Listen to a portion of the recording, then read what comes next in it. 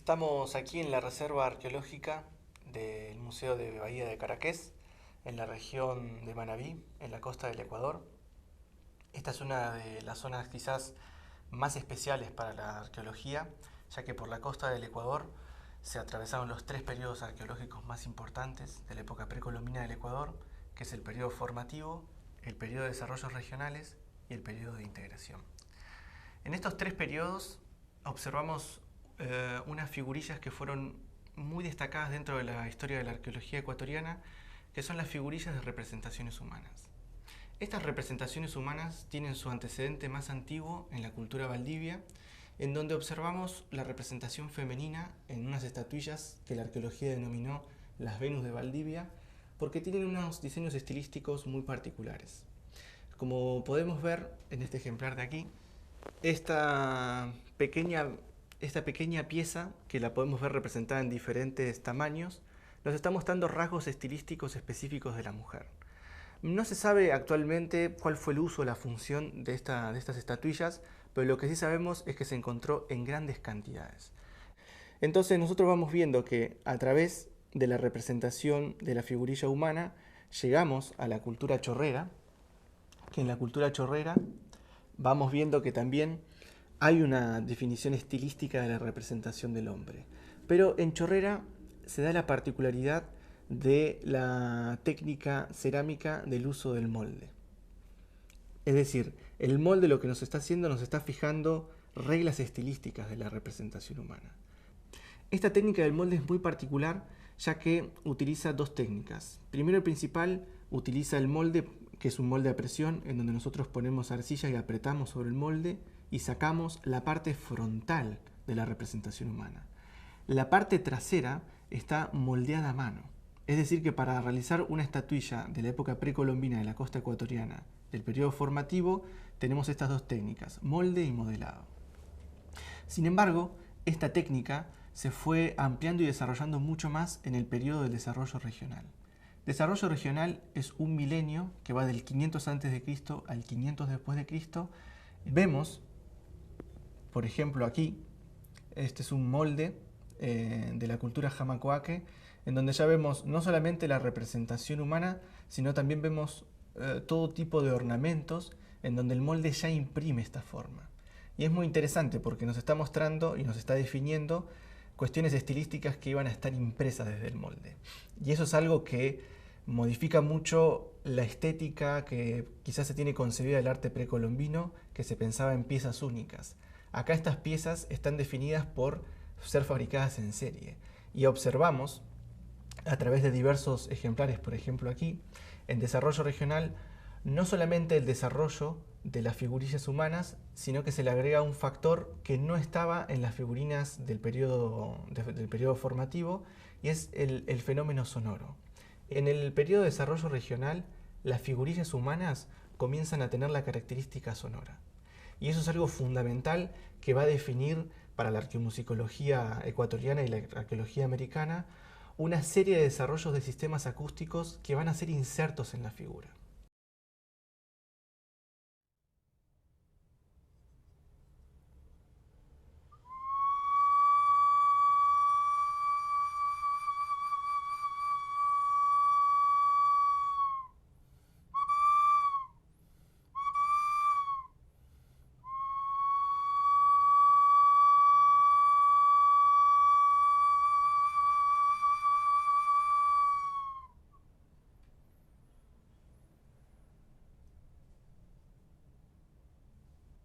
Podemos ver, por ejemplo, en el caso de la cultura jamacoaque, estas pequeñas representaciones que si nosotros las giramos, podemos observar que en la nuca, en la parte trasera de la cabeza, tenemos un sistema acústico.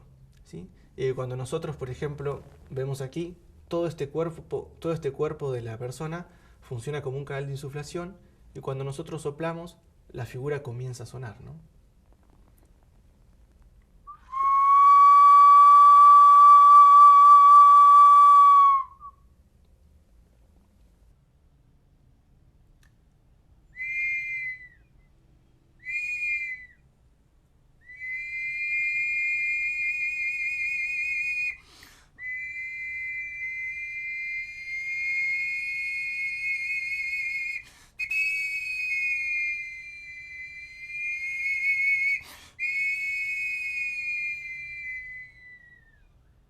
Dentro del desarrollo de la figura humana en el periodo de desarrollo regional, es quizás la cultura bahía una de las culturas que más desarrolló las estatuarias con silbatos dobles.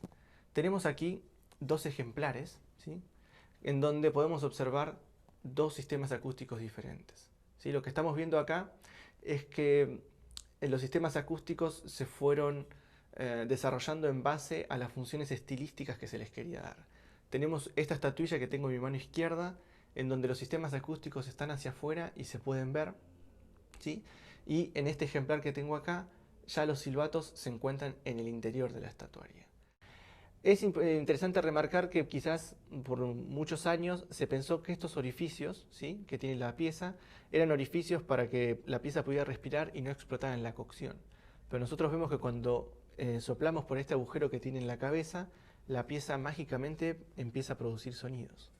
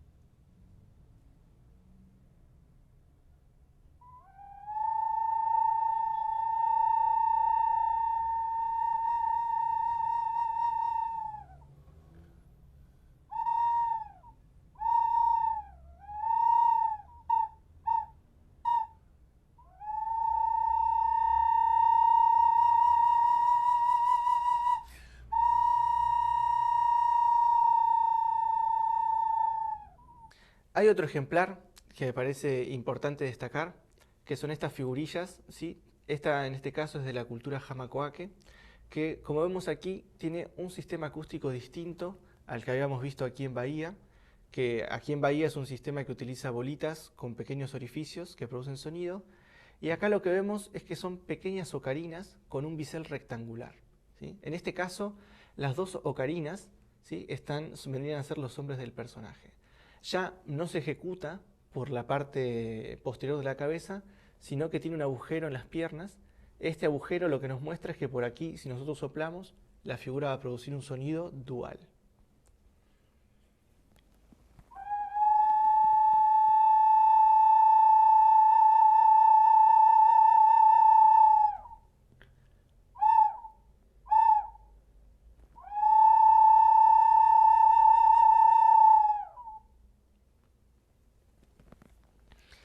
Aquí lo que notamos, la diferencia, es que los sonidos que produce cada ocarina son más graves. Entonces el batimento, que es esta superposición de dos sonidos, tiene un sonido distinto, es mucho más grave y produce un nuevo tipo de sonidos. Esta estética, que es la estética del sonido dual, la estamos viendo ampliamente desarrollada en el periodo de desarrollo regional, tanto en la cultura bahía como en la cultura jamacoaque y también en la cultura latolita.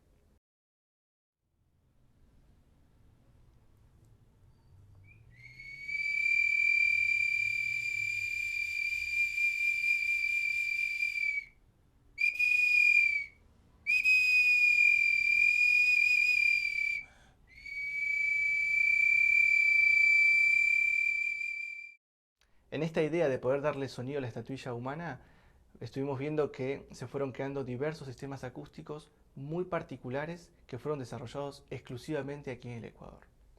Es por eso que cuando vemos esta serie de estatuillas nos ponemos a pensar cuál fue su objetivo, por qué se da el fenómeno sonoro en las estatuillas de representaciones humanas.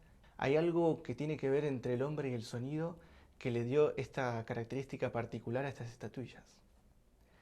Es aquí en donde en el arte ecuatoriano nos ponemos a pensar de que el sonido, la representación humana y la conexión que se podía establecer a través del fenómeno sonoro con este mundo y con los otros mundos estaba muy relacionada.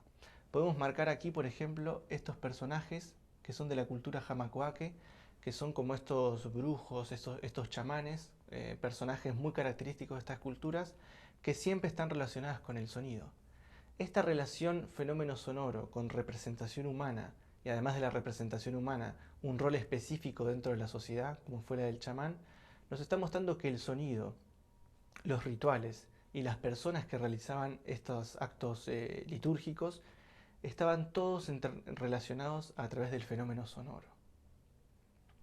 Sabemos de antaño que los sonidos fueron muy importantes para las manifestaciones culturales y ritualísticas de la América precolombina y es en especial en el Ecuador en donde tenemos cientos y miles de ejemplares que manifiestan que el uso del sonido para la conexión con este mundo y con otros es fundamental la acción humana y la acción con el sonido ritual.